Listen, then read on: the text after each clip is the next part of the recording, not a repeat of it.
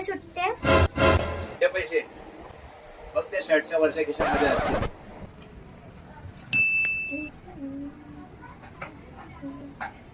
पप्पा विमल.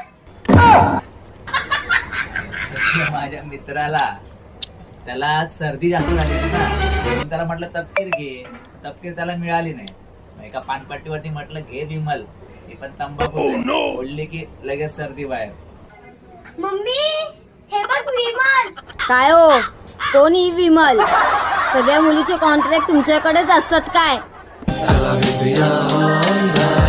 बघितलं ना, बायकांना फक्त मुलीचं नाव जरी आलं ना, आलो आलो आलो थांब, चला चला भेटूया ऑनलाईन.